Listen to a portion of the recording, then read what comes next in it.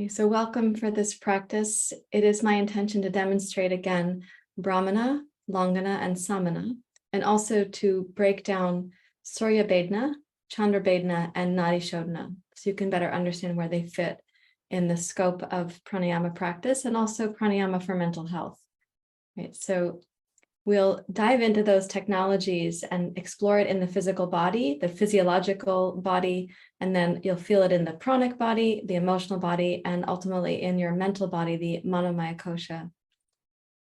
The word Bedhana, when we say Surya Bedhana, Chandra Bedhana, the word Bedhana means to pierce, like piercing the veil. And you could imagine that it's like piercing the veil of the koshas to take us from the annamaya, pranamaya, to the manomaya, where we get to sort of unpack or unload some of the mental habits and patterns that are blocking us from further piercing into vijnanamaya and anandamaya kosha. So the journey is inward towards that very sense of center, and then the recognition that we've never been separated from that center. We lived with the illusion of that separateness.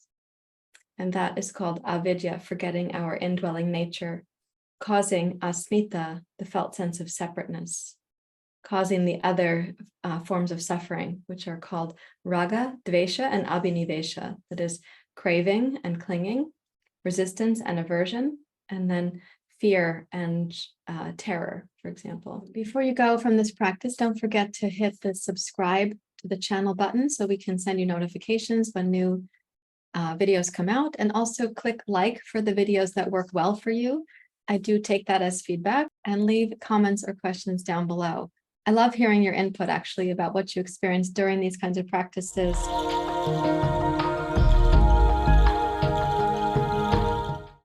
So all that being said, let's take a comfortable seat. We'll dive in. You can sit where you feel you have a sense of the center plumb line in your spine. And rest your hands in your lap.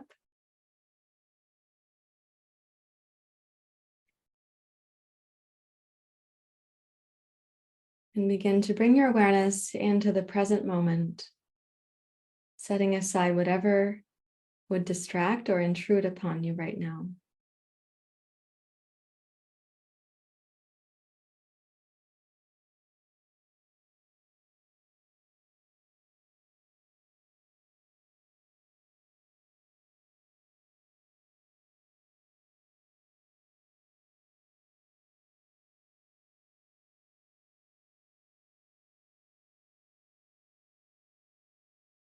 And become aware of your body here in the present, just noticing whatever sort of feeling tone or quality of energy your body brings with it this morning. You might ask yourself on the sort of spectrum of, does your body feel more tamasic, more rajasic, or more sattvic? So tamasic would be heavier or more dull. Rajasic is energized or maybe even agitated. And sattvic would be sort of harmonious or clear.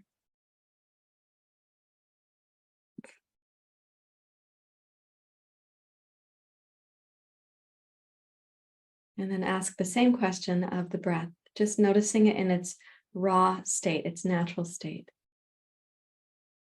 Does it seem to be more tamasic, more rajasic, or more sattvic?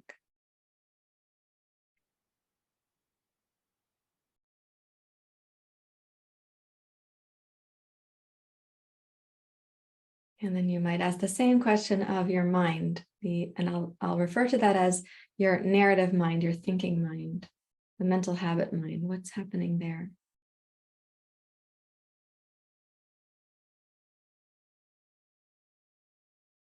You might notice, as my teachers from India have said, that in the West, they see a lot of people have a tamasic body and a rajasic mind.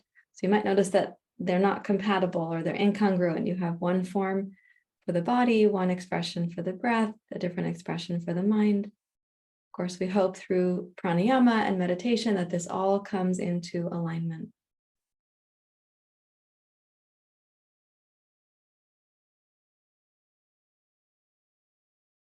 Now, having reflected on these three qualities, tamas, rajas, and sattva, in these three layers, ana, prana, and mano, you might just ask yourself, from where are you reflecting? Where is it in you that you draw that attention? And notice that even though you looked at the qualities, tamas, rajas, sattva, and three layers of the body, annamaya, pranamaya, manomaya, this observer or witness, this which is giving attention, is not housed in any one of those uniquely. It isn't limited to any one of those.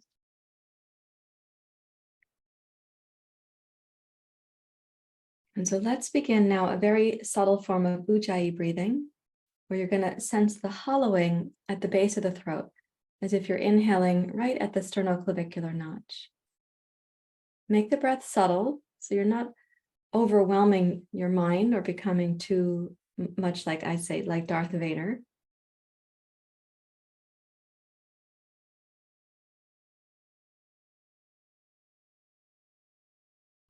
And in this subtle form of Ujjayi, let us sense you're just strengthening your connection to that which is able to observe from the place in you that you give attention, the place from where you reflect without judgment or panic.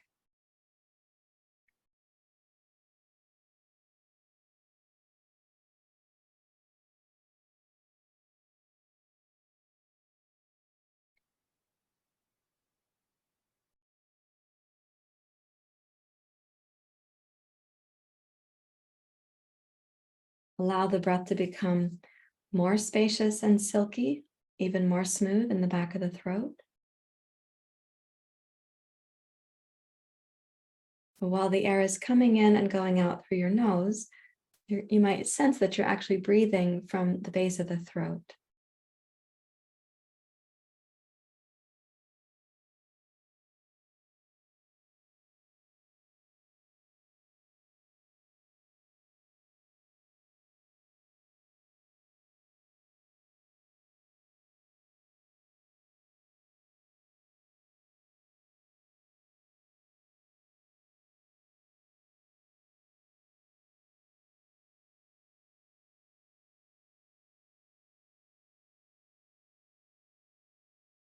Now, as the breath becomes more subtle, you may have to increase your mental concentration to stay with the breath. And by that, you might imagine it like focusing a camera, leaving out the periphery for now, and becoming more finely tuned to that which is really central. And in yoga, in fact, we call this plumb line the central channel, Sushumna Nadi.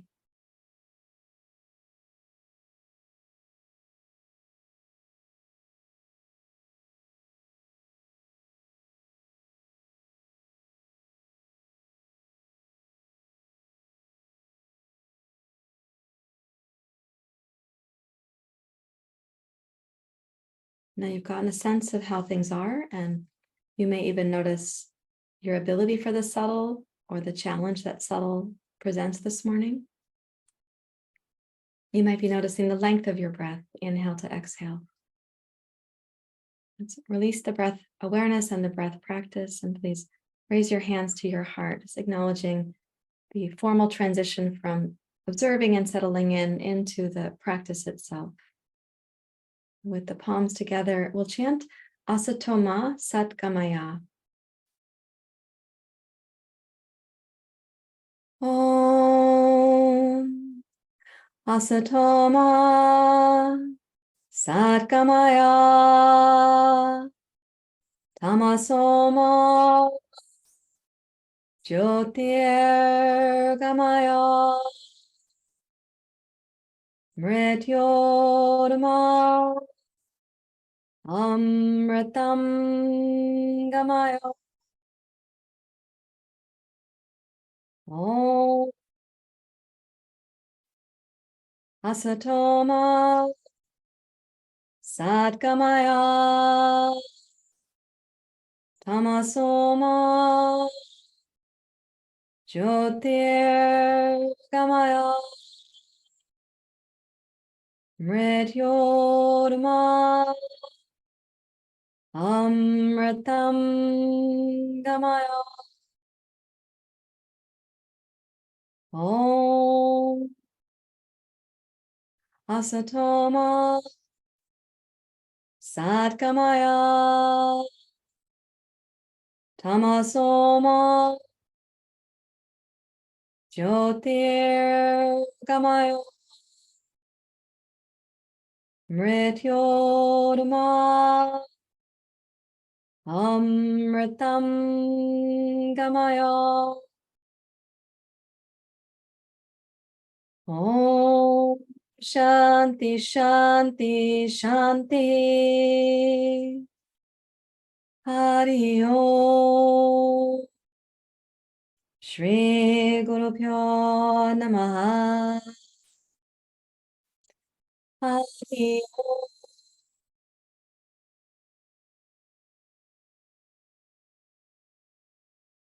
With your exhale, you may bow your head to your heart. Release your hands and please open your eyes.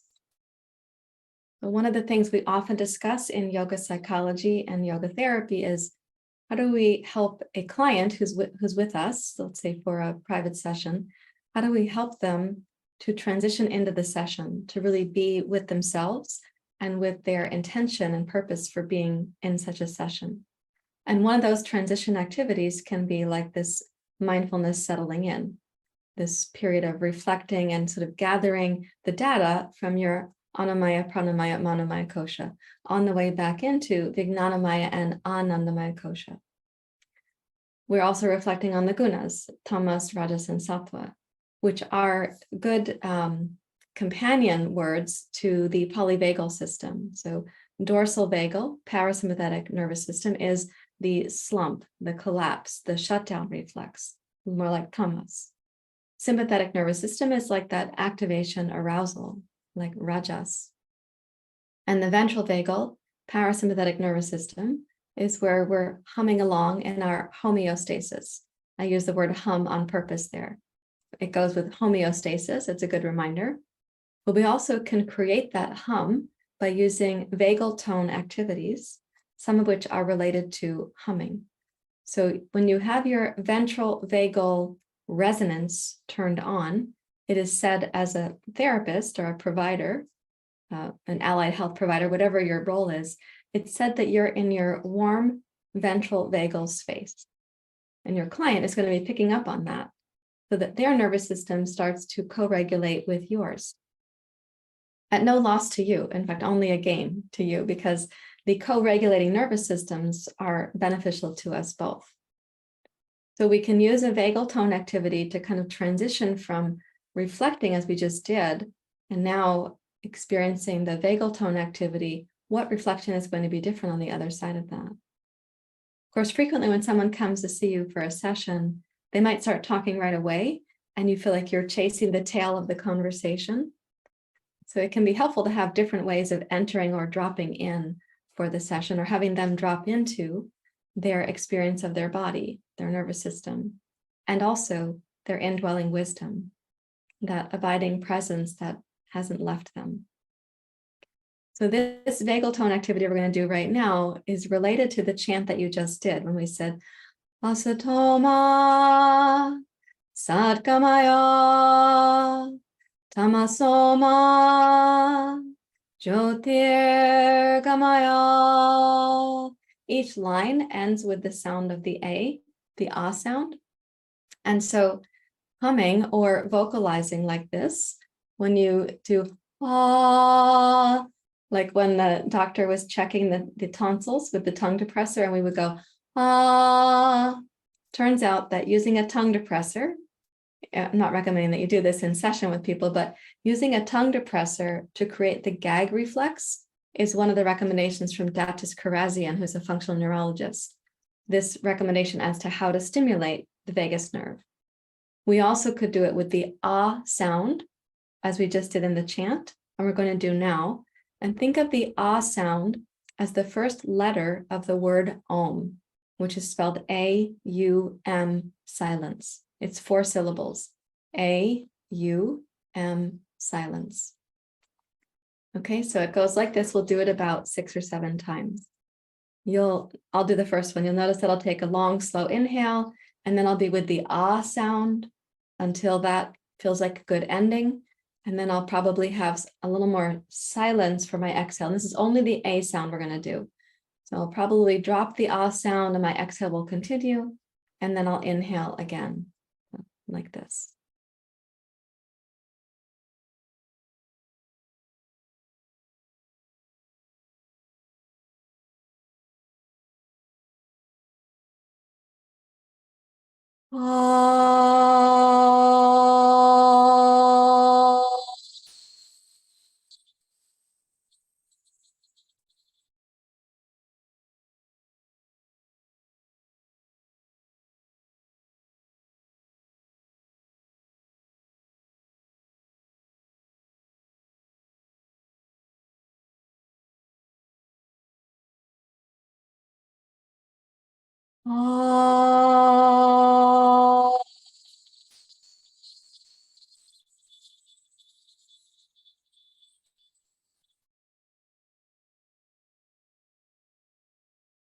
You may go at your own pace, of course. You, on the inhale, might want to bow your chin a little bit towards your throat, creating the physical structure of Ujjayi breathing with Jalandhara Bandha. With the ah sound, you may want to open the throat, lifting the chin and letting the sound come forward, as if you're releasing something you want to let go of, or offering your sound out to the space that you are inhabiting there. But I'll do it 4 times more. You're at your own pace, I'm at my pace, and then we'll complete at some point together.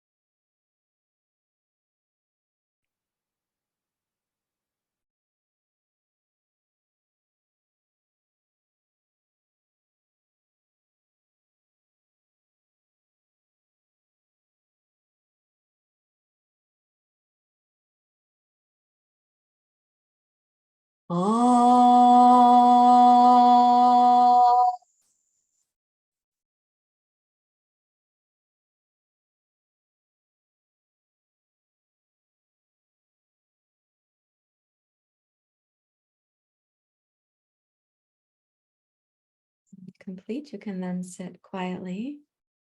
Notice the echo or the effect of that.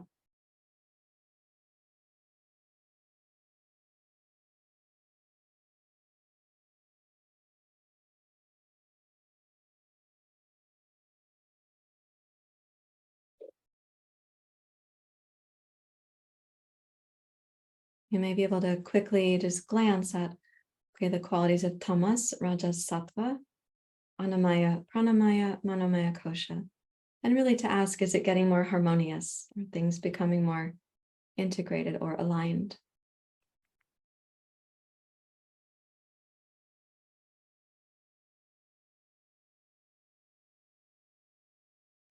Now, a second practice we can do related to that, also recommended by people like Datis Karazian and other functional neurologists and people studying vagal tone.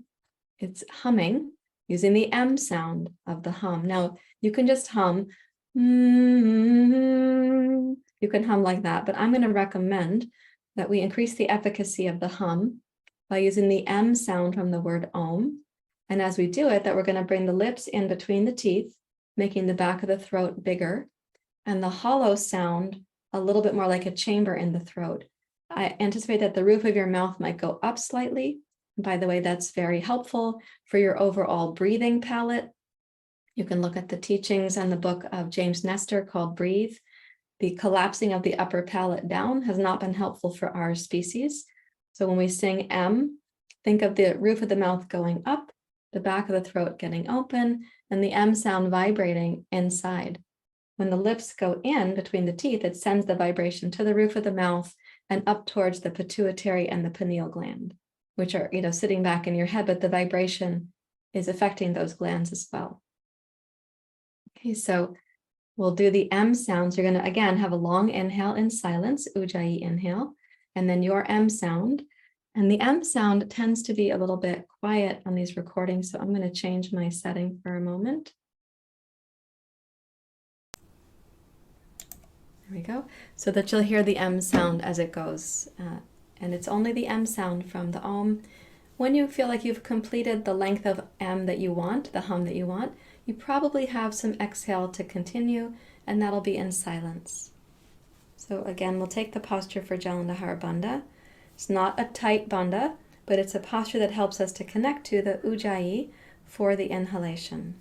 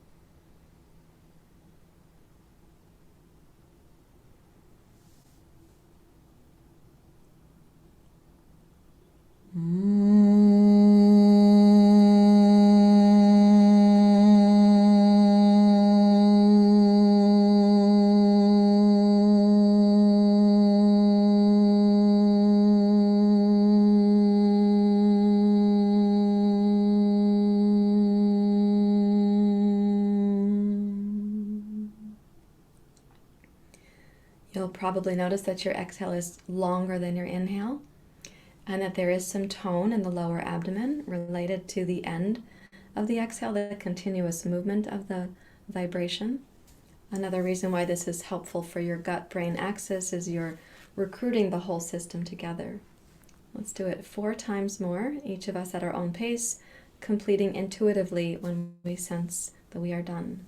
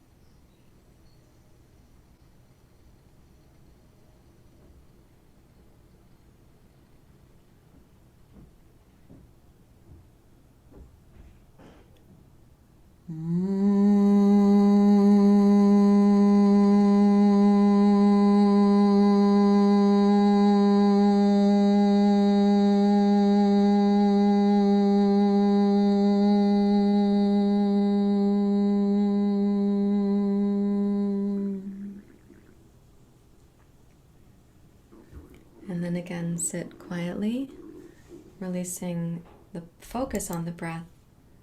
You want to come back into reflecting. Annamaya, Pranamaya, Manomaya, Tamas, Rajas, Sattva.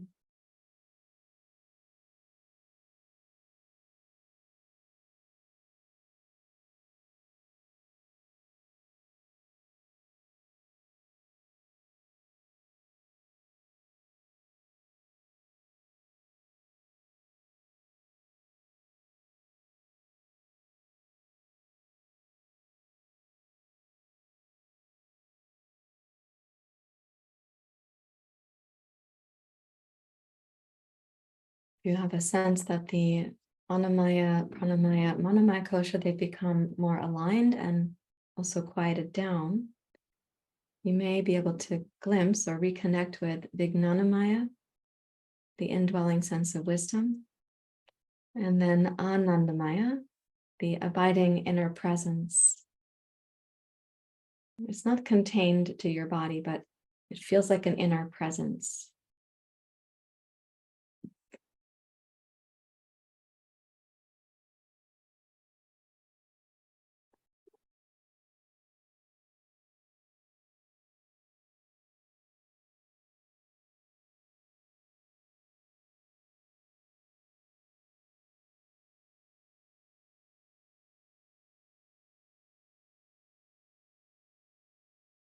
And now we'll take a look at Anuloma Viloma Pranayama with Ujjayi. So this is a form of alternating the nostrils and then putting Ujjayi in the middle. And this is a practice to get you and also your clients or students comfortable with using only one nostril at a time. It's also helpful to recognize that Ujjayi is specific. It has a hollow whispering sound in the throat. We release the Ujjayi. We don't use it during Nadi Shodhana. Please encourage your students not to use it in Nadi Shodhana. I don't want them cultivating a dependence upon or an overuse of the Ujjayi sound such that they never drop it when they're driving or when they're doing yoga or when they're meditating or when they're in Shavasana. Ujjayi is a very helpful tool. I like to call it an adaptogen in terms of the nervous system. It can be very harmonizing, and yet we don't want to then need it or cling to it when we get to meditation. Otherwise, we would stay in the Manomaya kosha and not drop into Vijnanamaya and Anandamaya. Okay, so Ujjayi, you're going to have for the exhale and the inhale. The inhale is going to come through one nostril, and then through the other nostril, you'll exhale, then you'll inhale, then you'll have Ujjayi exhale, Ujjayi inhale, exhale, inhale. So it's going to kind of make a shape like the letter M. You could go with me on that for now. It's a fancy font, M, like that. You bring the right hand up. We're going to close the right nostril first. So we inhale left side. This is called the Ida, the left side, nourishing the right brain, also nourishing the parasympathetic nervous system. It's considered the moon side, the Chandra, the cooling side. Then we'll have our Ujjayi exhale, Ujjayi inhale. We'll exhale on the right. That is the heating side, the Pingala side. So we're calming the left brain. We're quieting down the sun, the Surya element. In this practice, we're then going to inhale right side, activating the sympathetic nervous system, and giving us a little boost, like a little wake up. And then we'll be exhaling Ujjayi, inhaling Ujjayi, and then we'll exhale left nostril, remembering to quiet the right brain, coming back to the cooling Chandra experience. And Chandra, like the moon, is reflection. Surya, like the sun, is radiating. And we have both of those qualities. We want to be able to reflect and also to radiate. Okay, so please close the right nostril. Inhale left side only.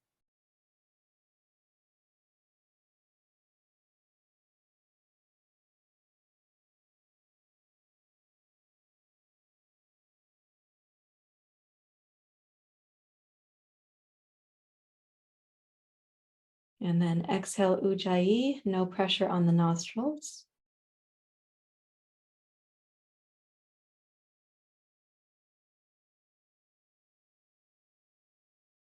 In your own timing, inhale Ujjayi, no pressure on the nostrils.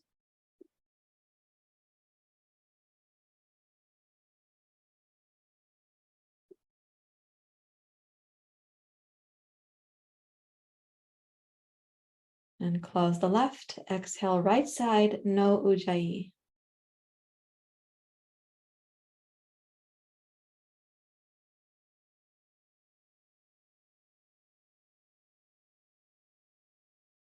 And then inhale, right side, no Ujjayi. And then continue at your own pace, because my pace might be quite long for some of you. So in between the nostril breath is an Ujjayi cycle. And that Ujjayi is exhale and then inhale. Think of the shape of the letter M as you breathe.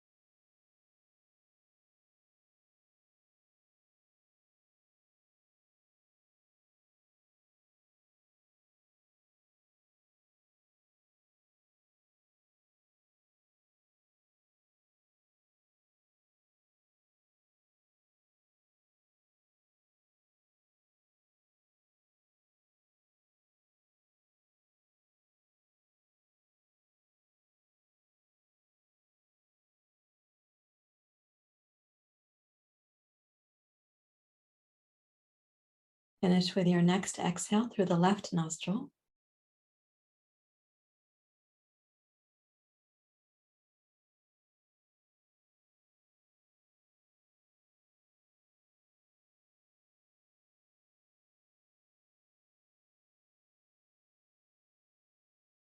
And then again, sit quietly, releasing the tool of the breath. Reflecting again, and you may want to notice there's a part of you that makes the effort in the pranayama, a part that concentrates, a part that wanders off, of course, too, and a part that comes back. And then there's this place in you from which you can observe, from which you are right now reflecting at my invitation. And let's reflect without judging or narrating.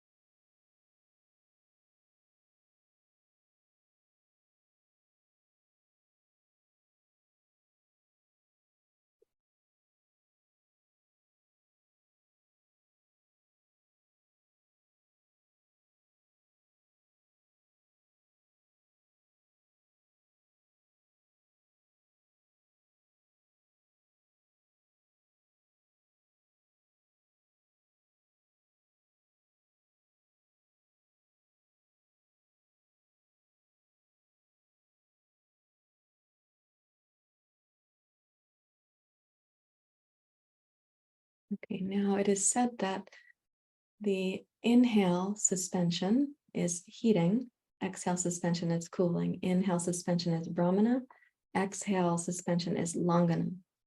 Right? So a reminder that Brahmana means the practices that are building, Langana means practices that are soothing or pacifying, Samana is practices that are balancing. And so far you've had balancing practices. Every one of those is a balancing practice. Now, for somebody coming from a state of tamas, it might feel like those are building practices because they've come from tamas. They might need a little rajas, a little fuel in the tank to get to sattva. Or if they're coming from dorsal vagal, those things may feel like they're energizing them. And initially, somebody can feel very uneasy about having more energy or clarity. It's maybe become comfortable as a protective stance to be in that dorsal vagal. So it may feel like they're moving through a sympathetic arousal to get to ventral vagal because they're turning on the lights to get to the top of the lighthouse. Somebody coming in anxious or rajasic or sympathetically activated may need something before these quieter practices. They might need something that's active. We say meet rajas with rajas. They might need to do a little like to even get settled to be in your session. Don't overdo those things, but you might need a little blowing off practice like that to even encourage them to go, all these things. So now what I'd like to do is explore a Brahmana form, a building form of Ujjayi, and then we'll do Surya Bedhana and see what those two feel like together. They're both considered Brahmana, they're both energizing. Okay, so in this Brahmana form of Ujjayi, we're going to inhale a little longer than the exhale. We're also going to hold the inhale, and then the exhale is going to be a little bit shorter. Well, let's inhale. You can decide how fast you're going to count. But for example, if we had a pace of inhale 8, pause 8, exhale 6, inhale 8, hold 8, exhale 6, how would that feel for you? Right? And you might count slower or faster. You could do 4, 4, 2 if you wanted to. That would make it half the length of the inhale and the suspension, half for the exhale. You can decide. Okay, but don't make yourself breathless. This is to encourage energy, to build energy, but not to cause breathlessness. So find your seat, including a little bit of Jalandhara Bandha. We'll inhale a certain length, inhale, a certain length, hold that for the same length, and then exhale shorter than that.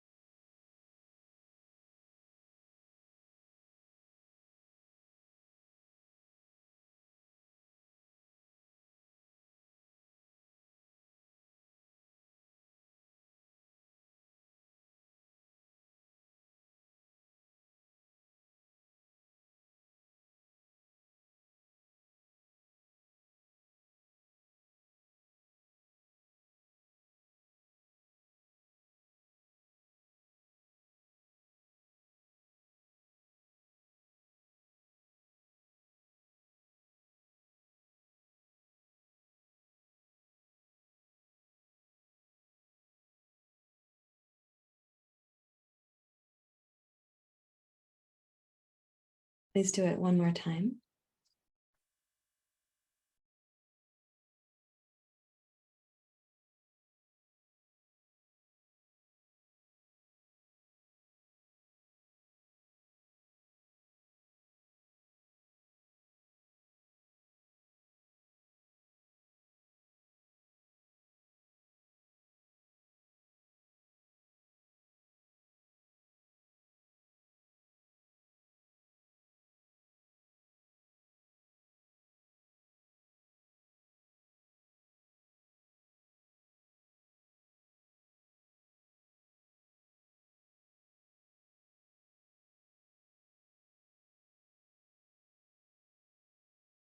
Notice the echo or the influence on you.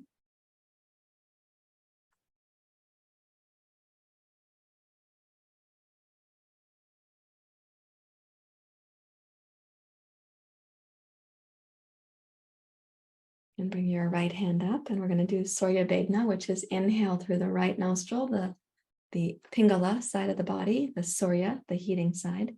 We'll exhale through the left nostril, and then we'll return to the right. Inhale right, exhale left, inhale right, exhale left. And so begin with the left nostril closed, inhale right side.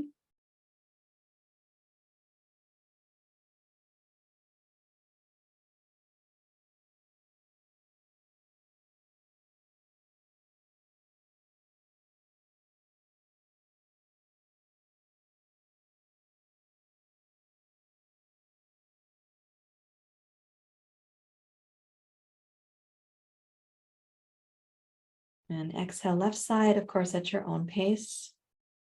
Return to the right nostril for the inhale.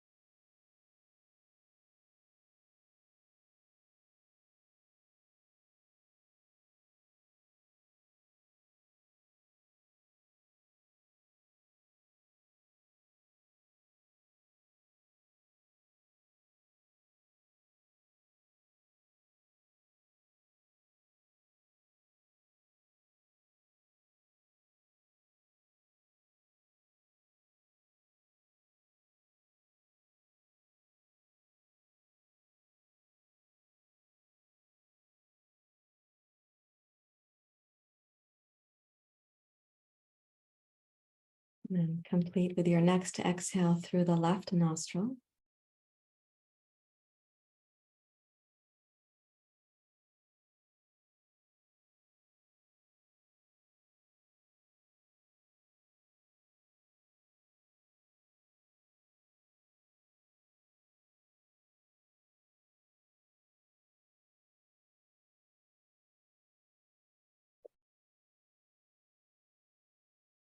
And notice the feeling tone there, what happens for your mind. Annamaya, pranamaya, manomaya kosha. And are you able to rest even more deeply into Vijnanamaya and Anandamaya?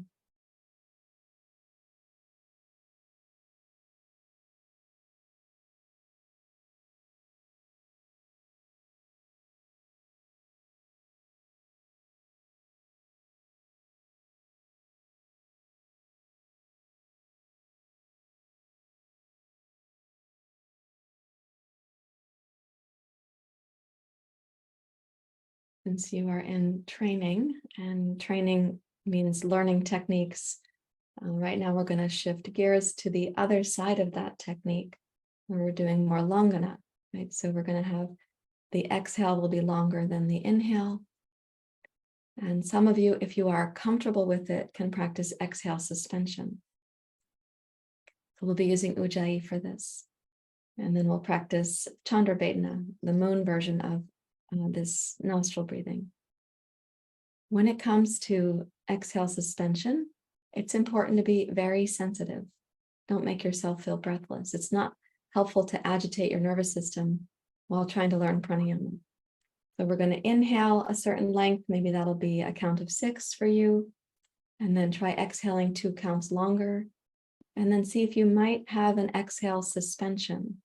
The way to do that, using the bandhas as we did in the last practice. So whenever we're doing a suspension, we're using the bandhas. So a reminder there.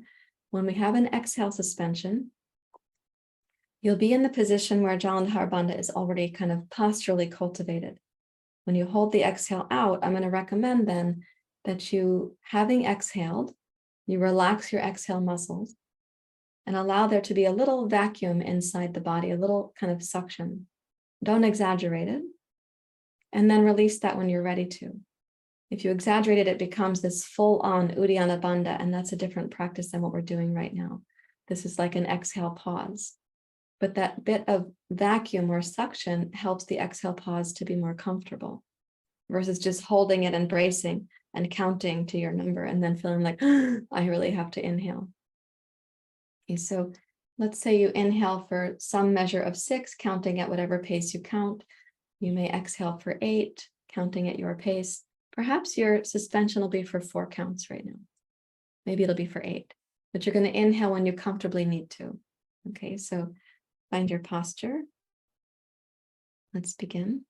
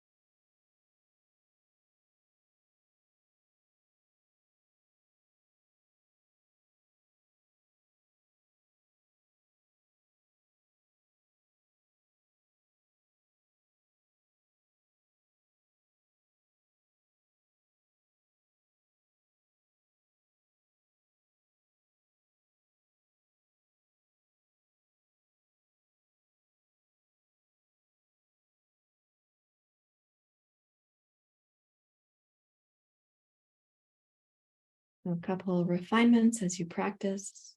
When you think of slowing down the exhale, focus on the first half of the exhale. Don't make it too strainful at the end of the exhale. During exhale suspension, you've made the squeeze of the abdomen. When you release those muscles without inhaling, stay in the suction comfortably. Then tone the belly muscles again before inhaling.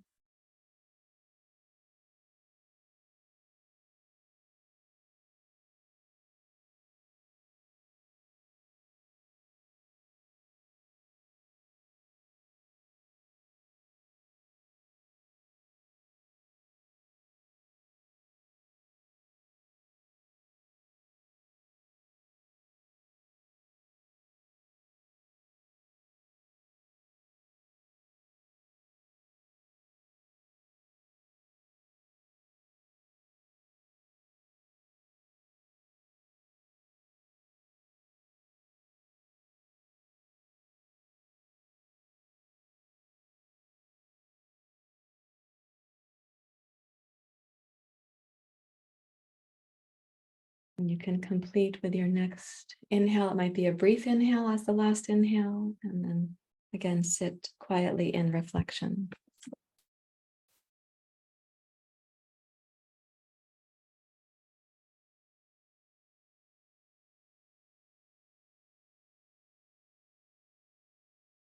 In that reflective mode, listen again, Annamaya, Pranamaya, Manomaya, Kosha.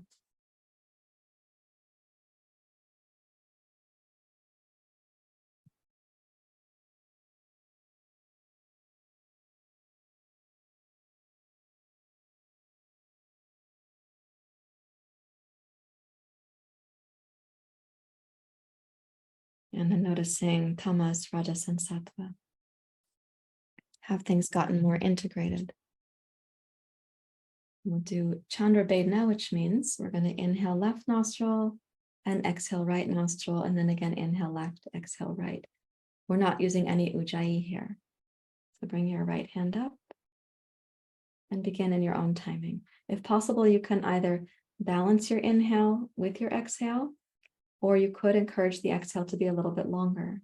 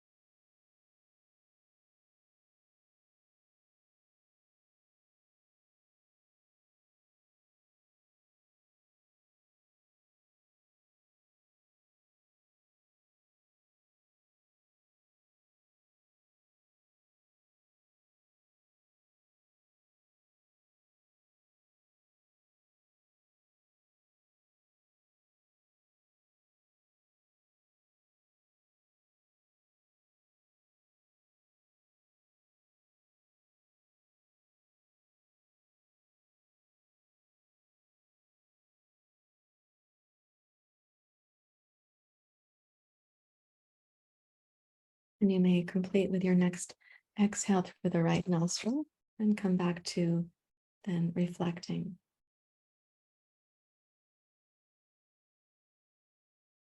And in that reflection, you may want to have a little sense of the Jalandhara Bandha posture, where your gaze is inward and downward.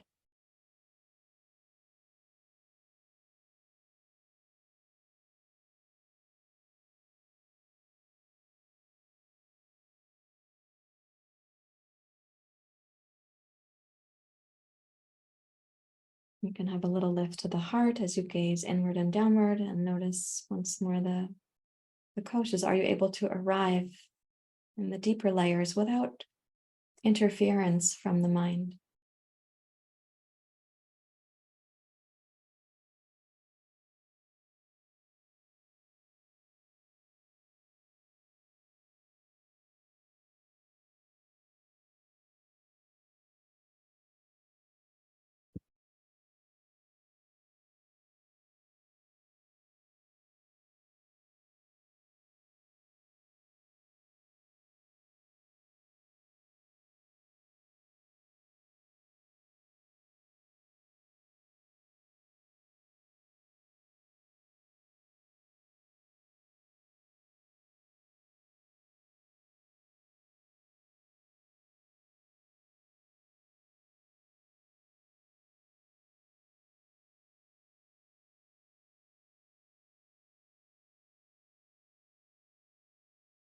And please raise your hands to your heart. Acknowledge all of the efforts required to practice like this is a dedicated time, not only for your training, but for your personal development. And what we then bring to our clients or our students or our communities, it comes from a deeper place in us. So this is one reason why the rates of burnout in yoga therapy and yoga psychology are so low. And the rate of kind of co-regulated wonder is so high. So these are practices and tools for you to develop and then to offer to clients once you have a deep enough understanding of those. Thank you very much for being here. Namaste. Before you go from this practice, don't forget to hit the subscribe to the channel button so we can send you notifications when new videos come out, and also click like for the videos that work well for you. I do take that as feedback, and leave comments or questions down below. I love hearing your input actually about what you experienced during these kinds of practices, and especially when it's a teacher technique practice, if you have questions as a teacher.